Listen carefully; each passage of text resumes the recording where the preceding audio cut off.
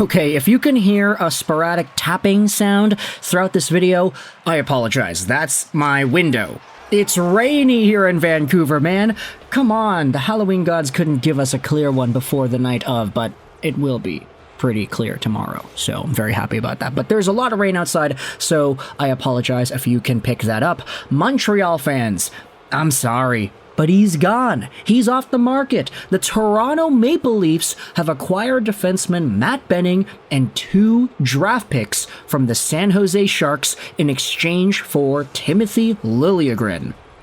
This is a pretty big trade because when it comes to Liljegren, he's been on the trade market for quite some time now. Right-handed dude, 25 years old, had glimpses of offensive opportunities and capabilities throughout the years.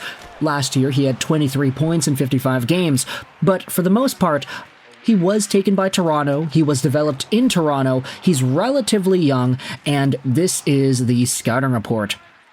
A skilled offensive D-man with excellent skating skills. The way he combines his speed with strong puck-handling skills makes him quite the spectacular player to watch. Decision-making is at times a bit questionable, and there is some room for improvement when it comes to his defensive game. If he puts everything together, he should become a high-scoring defenseman thanks to his hockey sense, quick release, and strong passing game.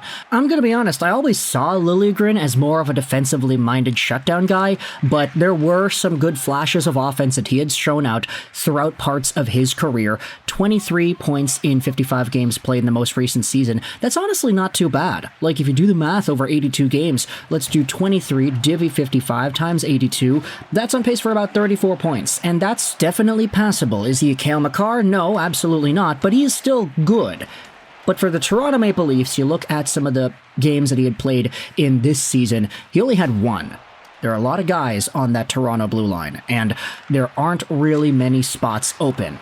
So for Liljegren, a player who was already in this kind of weird limbo, we didn't know if he was going to get significant playing time, we wouldn't know if he'd be able to expand upon that season he had last year. There was always going to be some trade doubt, and a lot of people were talking about where he could go. You know, Utah is interested, but they got Olimata yesterday, or this morning, or something like that, so maybe they're not necessarily the team now. After that Utah-Olimata trade, one of the teams ended up getting their men, so leave it to Toronto and Brad Treliving to trade this guy to yet another organization. This is sort of the tail of the tape here. I mean, he only played 1 game, 13 minutes in the 6-2 win against the LA Kings. Hopefully, in the San Jose system, Liljegren is going to get a lot more opportunity and a lot more playing time. I don't think that's going to be too unreasonable to expect. But in exchange, the Toronto Maple Leafs are grabbing themselves 2 draft picks, a 3rd and a 6th, as well as defenseman Matt Benning. Now, this is great. We had spoken about Benning a few videos ago in the context of Elliot Friedman, because Friedman linked Matt Benning to the Montreal Canadiens in some sort of a trade conversation there.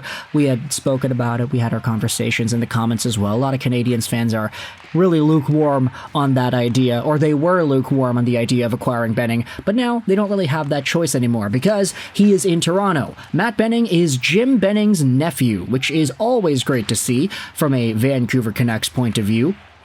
But Benning is 30 years old, 6'1", 203, right-handed guy, signed on to the end of 25-26, making $1.25 million.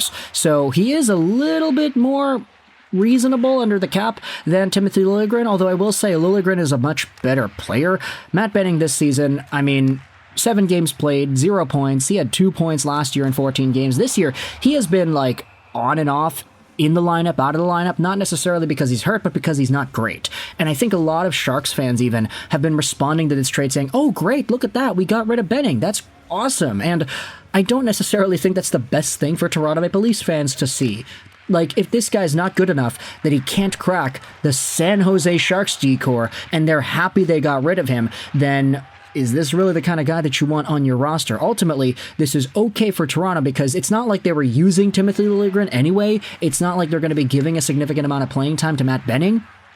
This is more so a trade, I would say, for Toronto to get some assets in exchange for Liljegren, and for Liljegren to get himself a bigger and better opportunity with a team that's going to use him more. That is so the main point about this. You're not going to be able to find any other reason why this trade was made.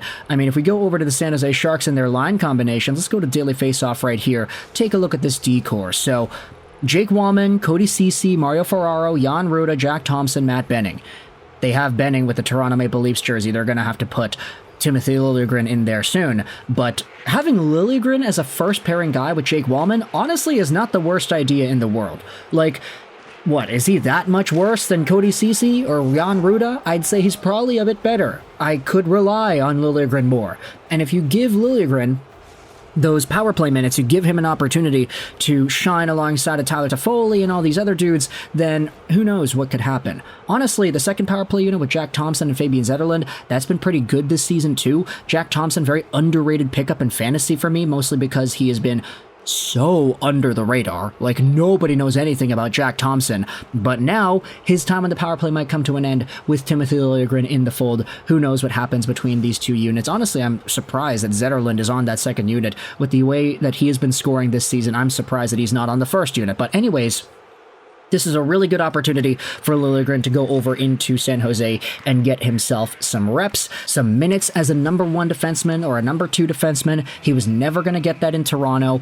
This might even be just a stepping stone. Like, if you want to say that Timothy Liljegren doesn't have the longest career with the San Jose Sharks, then this could be a season where he uses the minutes, he uses the opportunity, he gets some points, maybe he gets 30 points on the year in 70-something games played, and then all of a sudden he's a lot more valuable. Because his contract expires in 2 seasons. He'll have another full year of San Jose hockey next year, assuming he doesn't get traded. So this is a great opportunity for him. I want you to let me know your thoughts in the comments section below about Timothy Liljegren getting traded over to San Jose for 1 Matt Benning and 2 draft picks. Let's just go out there and read the replies here to see what people are talking about. 25-year-old right D gone. Hope this doesn't come back to haunt us.